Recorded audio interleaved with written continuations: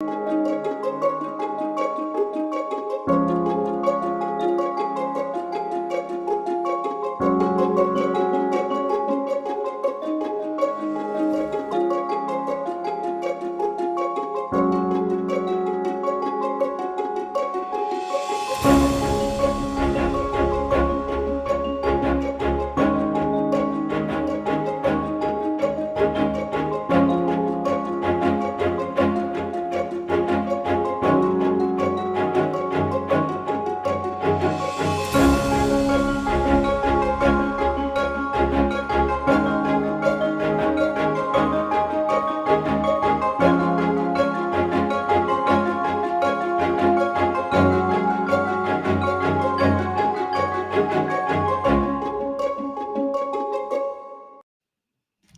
we're live.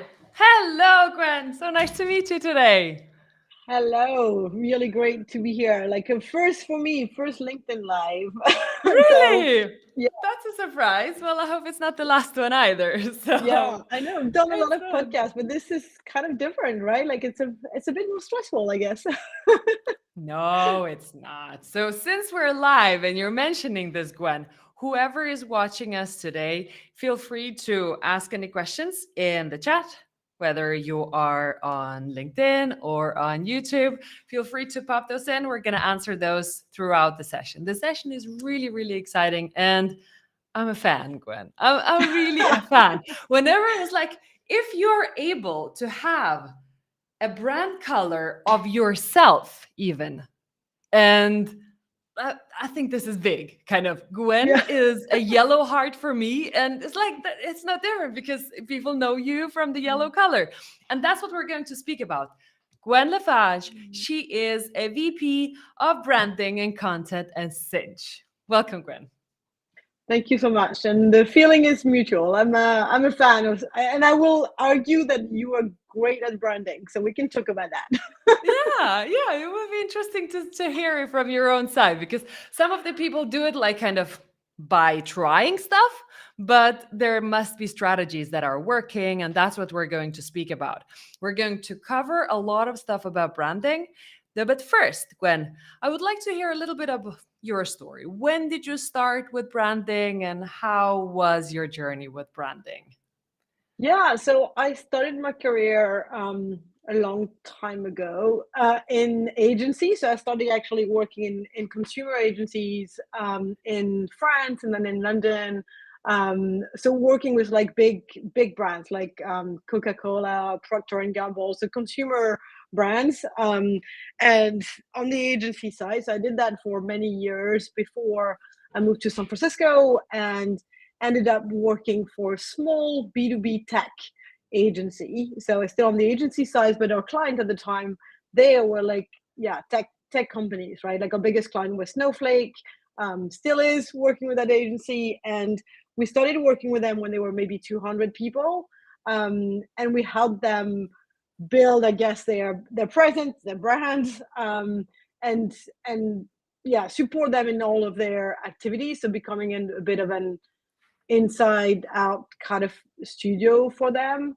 Then I moved to Stockholm to open an office there, or European office for the agency. And after that, I studied at Sinch about 2 years ago.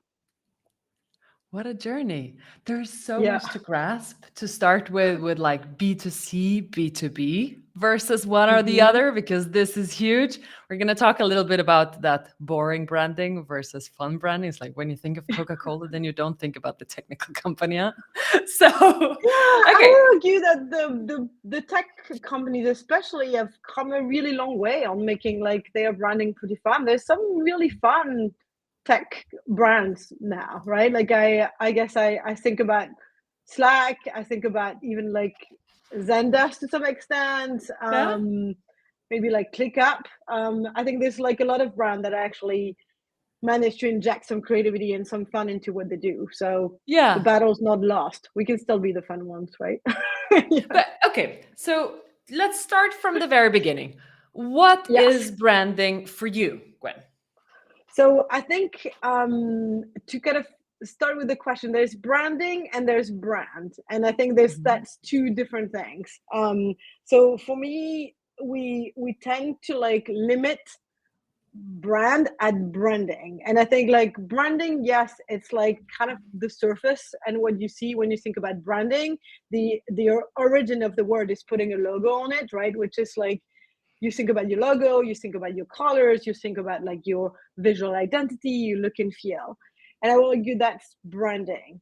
But the brand is something else. The brand is like belongs, and that's why you talk about personal brand as well, right? Like everything in a way has a brand. The brand is how people perceive you, right? Like the brand is your reputation. So branding participates to it, but it's not the only thing. And I think the Mhm. brand is something that you cannot control. It's in the mind of your customers and prospects, right? Like that how they see you. But you can influence that. And branding is one of the way you influence how they perceive you by putting some of the foundation in place. But you can argue that in a way, as a company or like even as yourself, everything you do participate to building that perception and building that reputation that you build around yourself, right? Like, and I think that's why the analogy with personal brand is interesting, because people see it, especially on LinkedIn, right? The LinkedIn audience will understand personal branding, what it means. And when you think about it, it's the same for like a company. Is how you put yourself out there, how you basically build a narrative about yourself, about how you want people to see you, so that they start seeing you that way, right? And that could be colors and logo, but that's also your story, the things you talk about, the topics, like how you come across as a person, and you want do try to do the same for a company. When things get kind of a bit blurry is that with the rise of social media and especially LinkedIn, using people and personal brands to build a corporate brand um, works. I mean, you're an example of that, right? Like, so I think that's when the line gets a bit blurry, but it's in a way, it all participates to the same thing. You building your personal brand, it's helping Dream Data, right? Like, and you Yeah. perceive as being like Dream Data in a way, right? Like you yourself, but at the same time, a lot of the content you post and the perception you give, like influence how people see the company, and it starts with you. So I think that's a very interesting shift, that it was always there, but I think before it was mostly around CEOs and like exact teams that will do that. Today is everybody in a company. So Mhm. that has really changed how you can build a brand even if you are a small company. That's right. And let's unpack a little bit of like small company for you is relative because Sinch is pretty big. But if you Yes. were to join, I don't know, as an advisor for a smaller company and help them out with branding, what are the first, or brand? You can't control it, but there are some things that you could put into the notion. What would you start with? So I will start with what I call the foundation. And I think what's people think first is look and feel, right? And of course, that matters because that definitely give a tone in a way to like how you want your work to be perceived, right? If it's like, is it dark blue or is it bright pink, right? And there's association and emotion to colors and to create to visual aspects of it.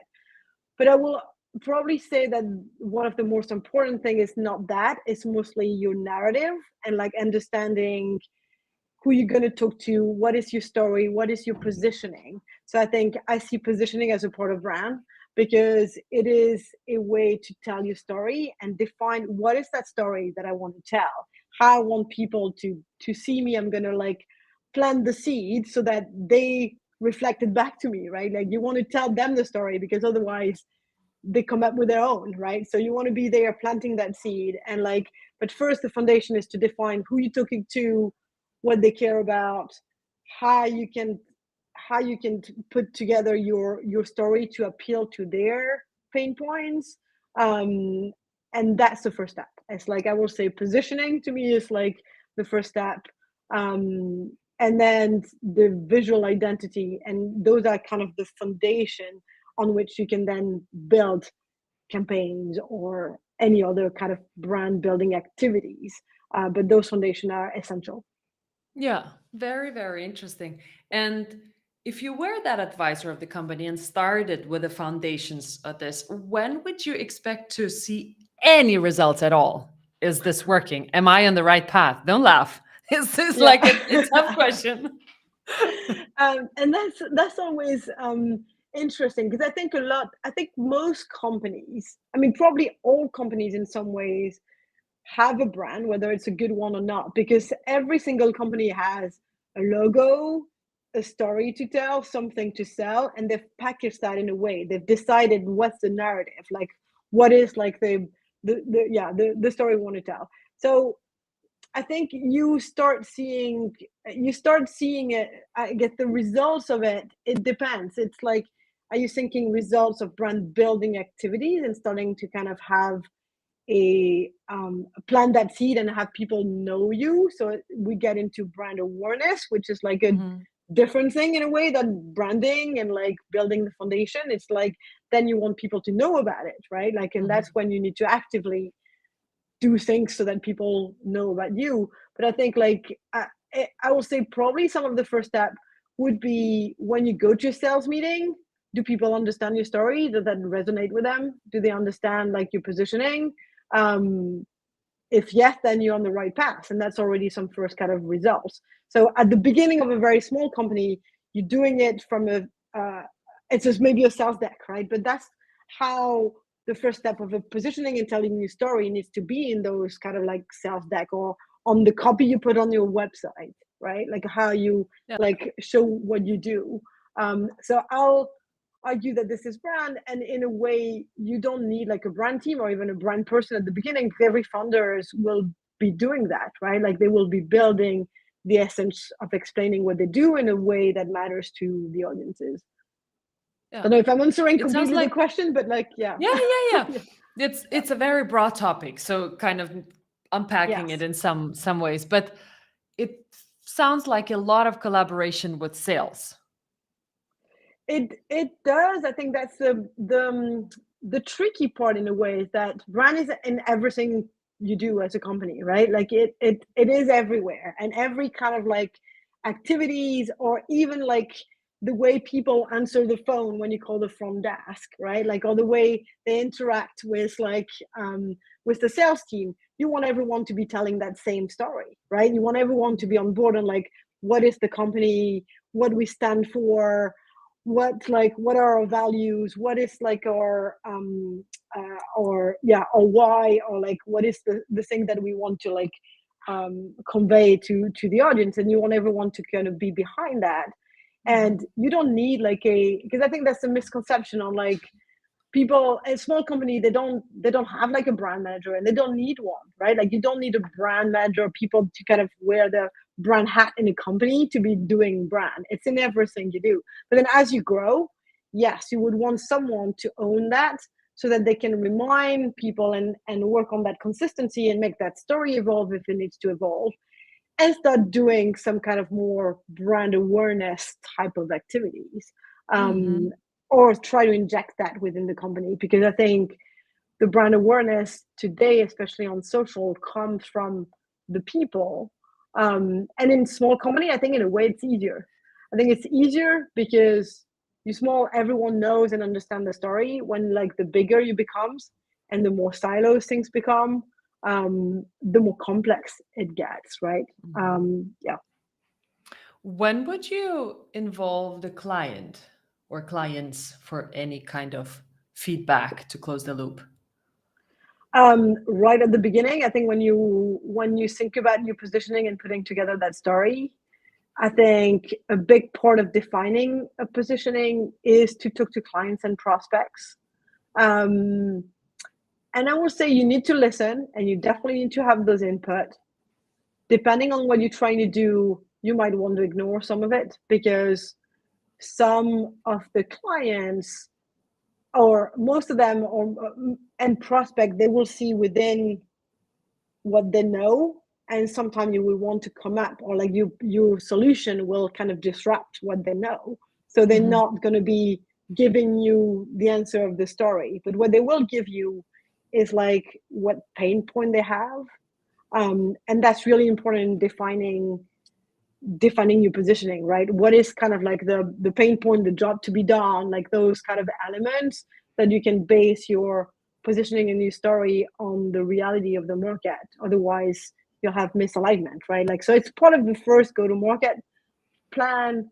And then I think it's and that's the complexity of it. Some people will say, well, that belongs into product marketing, or that belongs at the beginning with like the funders, and all of that is true, right? And I think like it definitely funders and CEOs need to be fully on board when you define those positioning. So I think talking to client and prospect is part of the first thing you want to do, right? You need to Nice. understand. You need to understand. Well, you need to create the foundation of a brand that resonates with the people, right? So, yeah. Yeah, really nice. Quick question break. So, if anybody would like to ask a question, feel free to do that in the chat. I will pick up Stefan's question at the moment. So, it's more or less about the books and recommendations of frameworks and articles that you're working with, or at least something that you could recommend people to read up upon Yeah. when reconstructing a brand.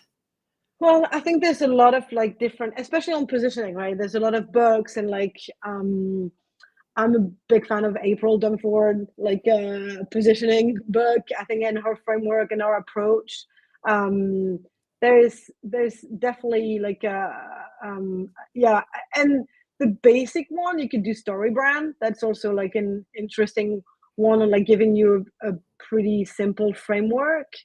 So there's a book called Story Brand, right? Like it's a methodology to kind of define that story.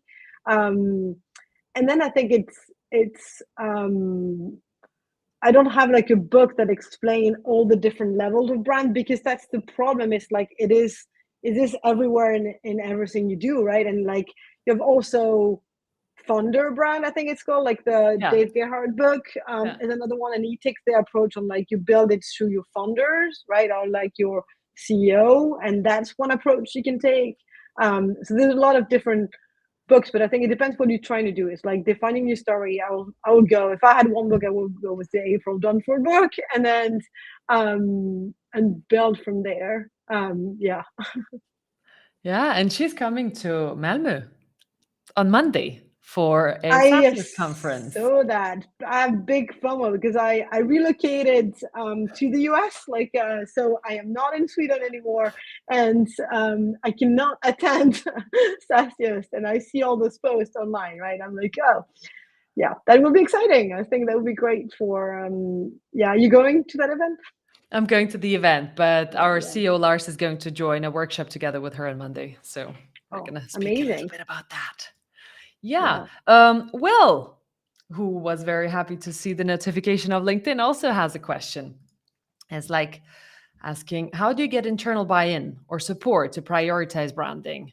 It's hard to measure and gain attribution, and especially in the current climate. Yeah, I think like if you, especially if you're a small company, I think you want to start by non-expensive activities in a way, right? I think like there's a misconception that brand has to be expensive, or branding or building brand awareness has to be expensive. And with social, it shifted, I think, a bit like how we can build a brand if you're a small tech company. It's a lot easier if your audience are like marketing and sales. I want to say that because I think like if your That's right. audience is marketing and sales and they hang out on LinkedIn a lot, then like it's a lot easier. If they're not, that's another another issue, right? Like, but I think this definitely, it doesn't have to be expensive, right? And I think like starting small with like maybe organically try to build it using your people in house.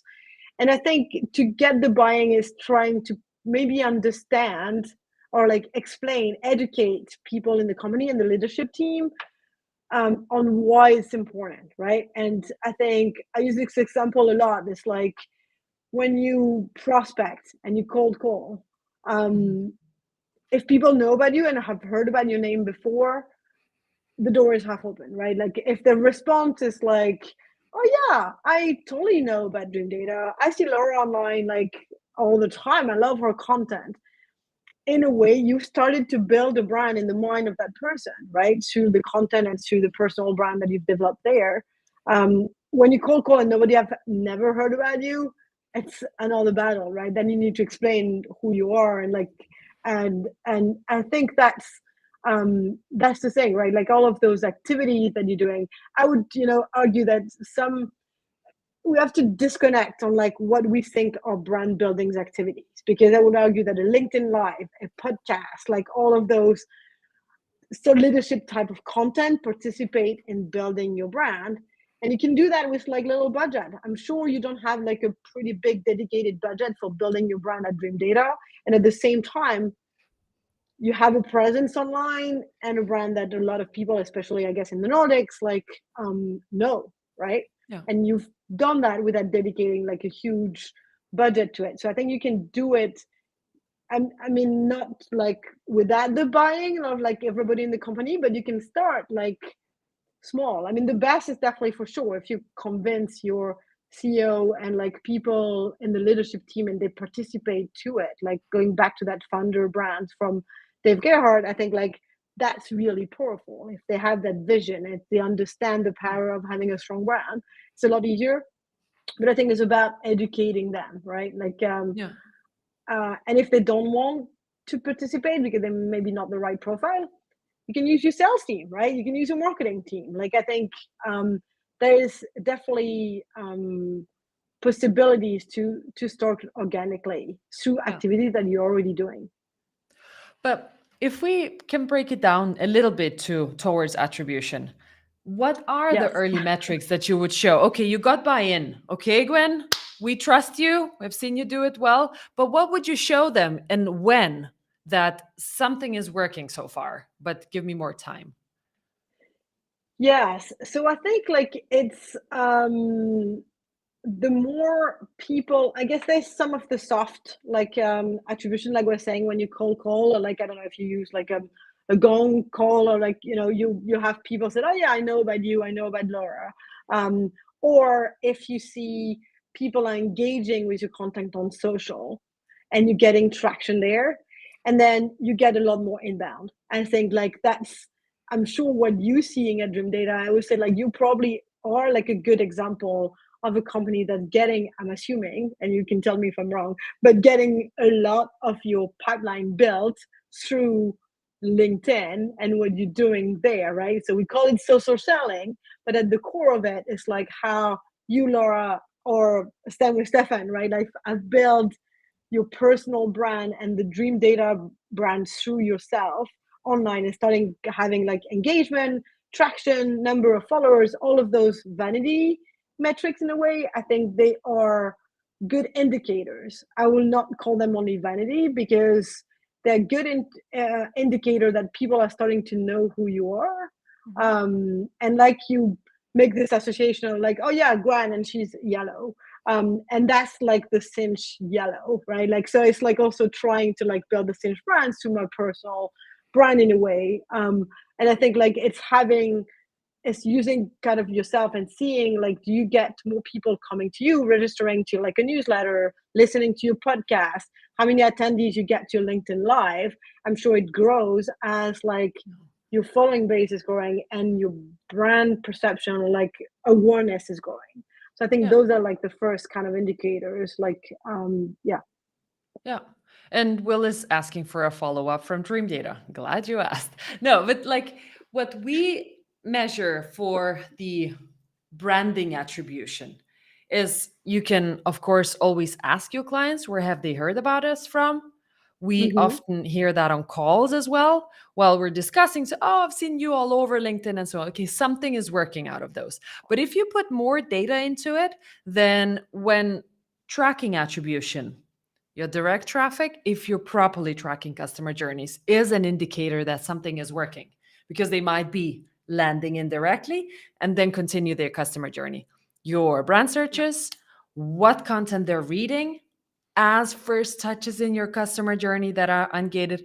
There's plenty of like that indicatory stuff. And if you can see those opportunities moving to sales qualified and new business, okay, Gwen is Yeah. doing her job well. And I think that's the thing, like with, well, we are a customer of Dream Data, right? So I think we have some of that data as well. It's like, I think some of the beauty of it on the content side, because content is a big fuel to building your brand, right? Like we can argue that what we're doing now is content, and then the podcast is content. But then when you put like a soul leadership type of blog is content, and on the dream data, you can see the platform, you can see what content you close one have consumed throughout the buyer journey. So you can also see what content resonated, or like if you say, oh, this like I don't know, 30% of the close one this week I've listened to the podcast episode. I mean, like that would be ideal, but that I guess that's maybe a bit of a stretch, but it could happen, right? Like you could have like you could at least see that those traction, right? Like, and it doesn't mean that the podcast is like driving the direct leads and it's the reason people buy, but that mean that they are starting to engage with your brand, which I think is what you want to track, right? Yeah, when you're like a much bigger company, things are a bit different, because you would want to build like a much bigger brand and presence, and then you might need to go into bigger brand building activities. But I think with again with social, the quality of the production, for example, if you're seeing brand videos or like have kind of decreased, like if you can do fun stuff if you're a small company that maybe you cannot if you're a bigger one, right? Like but I'm seeing a lot of things that I will consider brand building, like a rap song, your employees singing and dancing, like this type of stuff, right? A lot of funny videos. I think like I think that has kind of evolved, right? Like over time, and it is to kind of get awareness around what you're doing, right? Like so I think these are interesting, and I think you have to kind of be a bit comfortable with the fact that you cannot track everything. And I think that's one of the most uncomfortable part of it when you're like a B2B marketer. It's like why not, we're so focused on like trying to track every single thing that we will probably not do certain things if we don't see traction with them, but we know in our guts, right, like that they actually work. So I think you have, I say, trust also your instincts, 100%. right? And that plus attribution software, like I think help defining how you see brand moving the needle. Yeah. And you mentioned the budgets, like smaller companies versus larger companies. And Dinesh has a question about that. I think it would be nice to have a chat about a budget a little bit. What kind of budget does a company generally need to allocate for a branding initiative? And how do you break that down to key line items if there were some items you would focus on? Yeah, I think it goes down to like defining what are brand building activities. There's very few activities that are only brand. It's always combined with like something else. For example, events, right? Like events are brand building activities, right? You're putting your brand out there. If you have a booth or like you're having a presence and you're going to put some budget in there, you're going to sell your sales team, and obviously you want them to sell. So it's not just like brand building, you want leads, etc., but it contributes to it. And it's the same with like social, organic social, or part of your demand gen campaign. And I think there's also a little bit of a blurry line between what we call demand gen versus demand capture, right? So in the demand gen, to me, there's a really big part of it that is brand building, right? So I think it's hard to like split, but I will say from like some of the Gartner analysis, they say it should be 30-40% of your budget into brand activities. But again, where things are tricky is what are those activities that are only brand building? That's pretty rare, and that's really hard as well to kind of go to your CMO or your CEO and be like, oh, I want to do a brand campaign, right? And I will say, think about it, like when I was working in the agency Skona before, like we came up with this term, which was brand gen. And it was the idea that you could do a campaign that both build your brand, but also deliver demand, right? So you kind of do demand gen and brand together. And I think that kind of is a way. You don't want to do just like let's say you do a brand video, and you package it into a campaign when you're going to want to like people watch the video, then maybe they go to a blog article or like an ebook when you actually want to capture lead gen, if that's what you want to do, right? I think like the whole demand gen movement, to me, like getting away from the demand capture and the lead gen, right? Like that part is very big on brand, right? Like because you engage everything, you share new knowledge, you're like you're giving everything from free in the purpose of people knowing what you do and building you as a trusted advisor. Well, that's what brand is about, right? So I think Yeah. this, like, again, like I think it's using new terms to define things that maybe were there before. But I think that's why, from a budget perspective, fighting for just a brand budget is really tough. But saying, hey, I'm going to build a brand through the activity that we're already doing, Yeah. social events, content, a podcast, like then people will respond a lot more to it, right? Like, so I think everything that is, it's a lot easier if your company is built into the demand gen mindset rather than like we do lead gen, because then you split brand and lead gen, where like in demand gen, come together, right? So demand gen, brand gen in a way, because yeah, I love it. And we'll use that for content as well. Yes, yeah, on LinkedIn. Brand gen. I think it's really awesome because then you kind of don't even have to talk about splitting the budgets or anything, because yeah, this is our pool, what we're working with. Okay, Gwen needs to focus on color, on like a better video or something, but it has to drive the narrative that the whole company is working around. So kind of the exactly. bigger circle of it. Very Yeah, cool. and you want a brand team, or like if you have a brand team or one person to kind of own the foundation, right? Like their role is to kind of like set this foundation and own it and work on driving that consistency, giving some of the tools to the other people in the team. But it's and if you have that kind of like separate budget, doing pure brand building activities. But in most smaller SaaS company, you don't really have that. So what you want them to do is work with the demand gen team, one with the whole entire marketing team, work on social, create that buzz on social, so that it becomes part of like your demand gen playbook and it's integrated within, right? Which is, I guess, in a way, probably what you guys are doing at Dream Data, right? You don't have a specific brand person at the same time you've been building the brand, the Dream Data brand, right? Yeah, yeah, absolutely. Vladis has a question about different regions. So, what steps can you take to ensure that your brand is consistent across all your global offices? Now, Sinch is all over the world, and that people do Yes. adhere to the same guidelines. Is it okay to modificate the brand, or should you at all do that?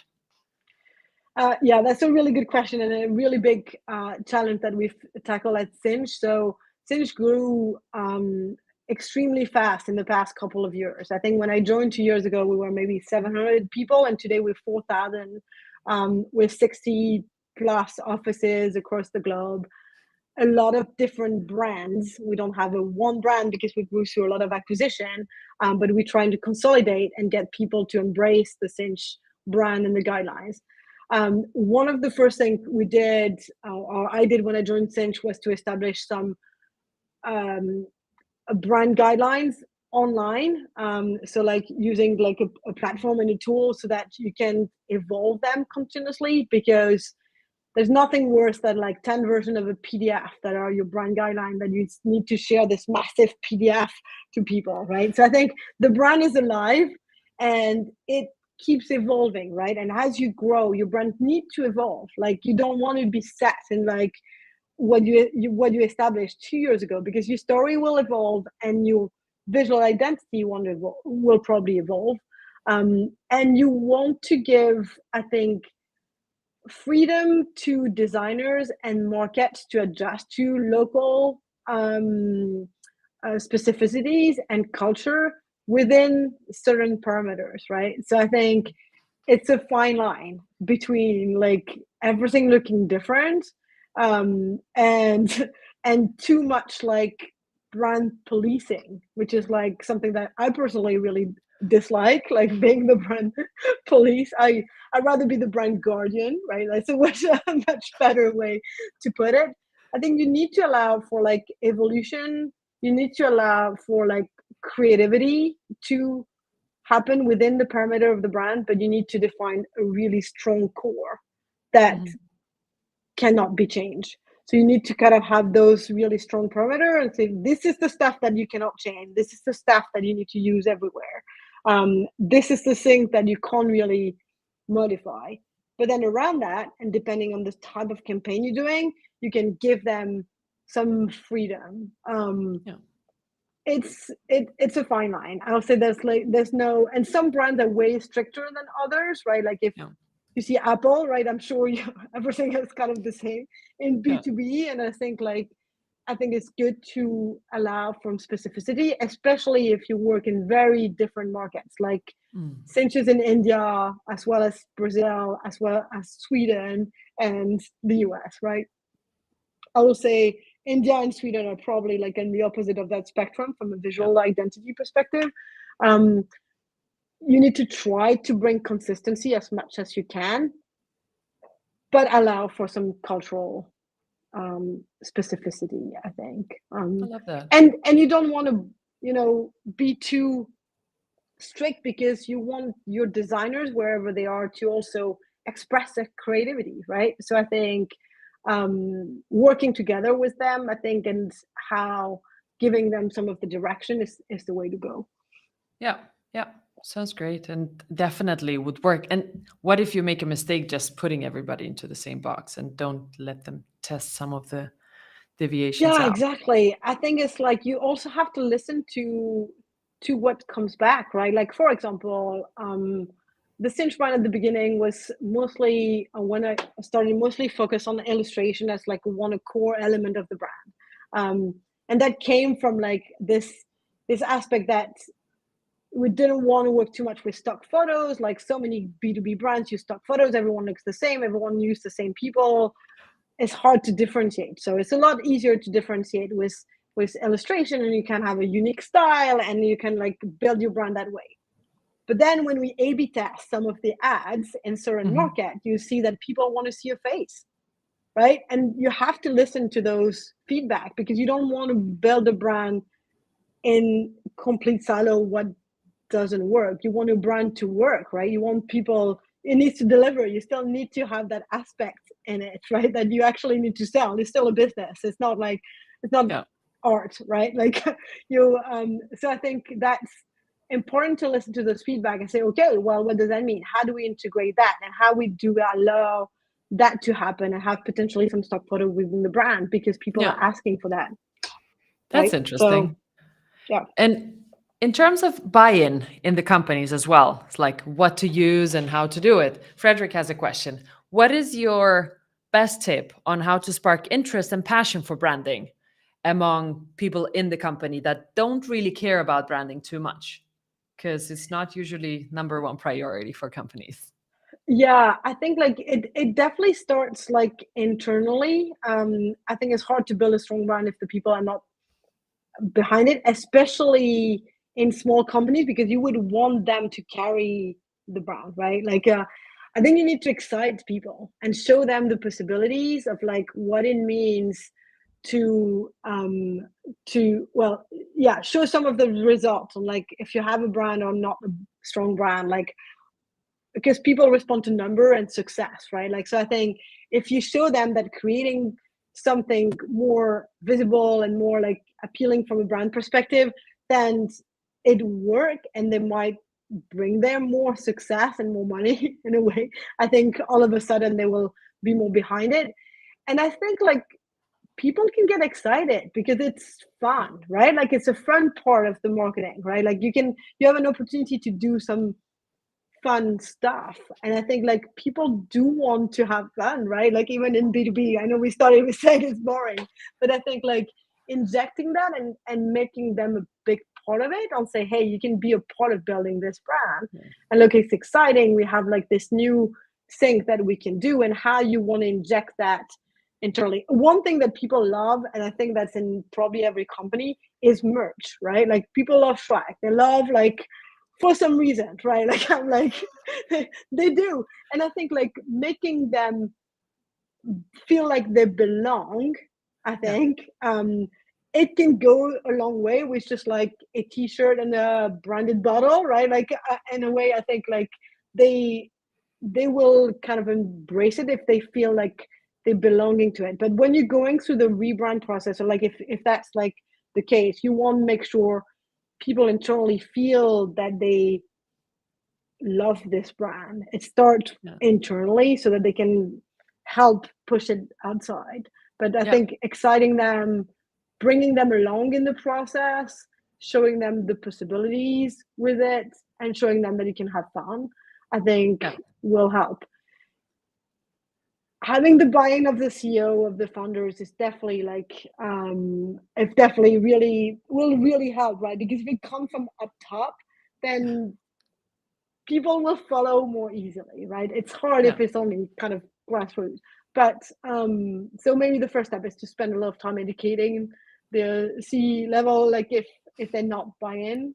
But or like I guess going back to like Dave is like, don't work for a CEO that doesn't understand marketing. Well, maybe it's the same. Don't work for someone that doesn't understand branding. But I don't truly believe that, to be honest. I think it's part of like a marketing team and a branding team to educate people internally. And they can come along if they see the benefit and the fun behind it.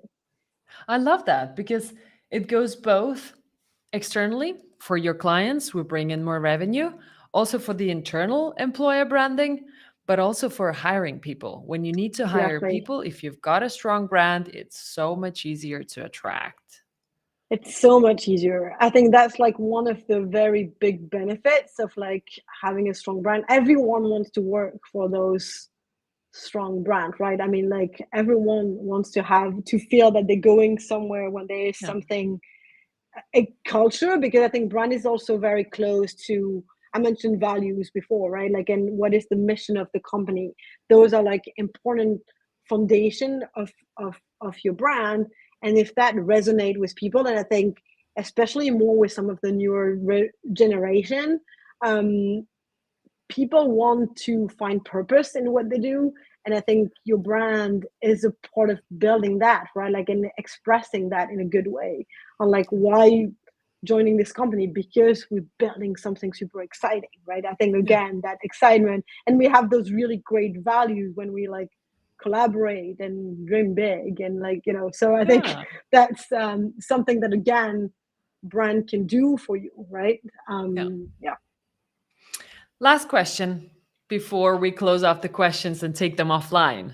So I think it's very exciting to talk about the next step of like you initiated the branding, but when do you reevaluate that again and decide, okay, should we switch? And do you switch big or do you take small steps? So I think it really depends on why you think you need to rebrand.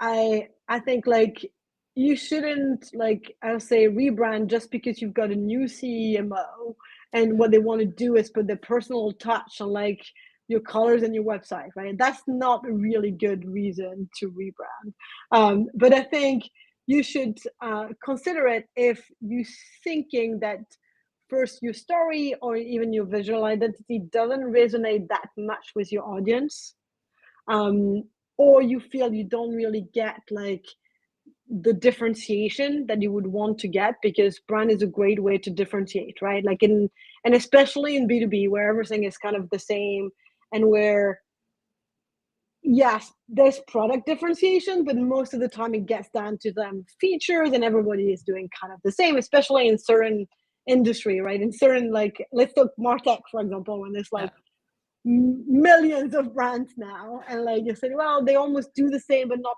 quite. And like you would want to differentiate and kind of like take the next step up. Then I think you need to consider like rebranding. And I will say, changing, if your story is changing, it's a good, and the positioning is changing, it's a good moment to also evolve the visual part of it. And the visual part of it can be updated by itself if you feel it's really outdated. Like, I mean, there's a ton of B2B type brands or B2B brands that you're looking, you're like, okay, it looks like this was made in the 80s, right? So I think like if you if you feel that it's outdated, but I was saying like you need a really good reason, or maybe you changing segment, or like you're going into a new market, or like you're changing your go-to-market strategy. Like I think there's plenty of reasons to do it. And in the stage in your growth, it's like if you outgrow your brand because you feel it doesn't give the right perception of where you want to be, because that's also the beauty of brand, is that you can, it's about perception, right? So you can appear much bigger than you are, for example, just by nailing down the branding. You can appear, you can be a company of three and people will think you're much bigger if you all three of you post on LinkedIn all the time and have like this differentiating brand.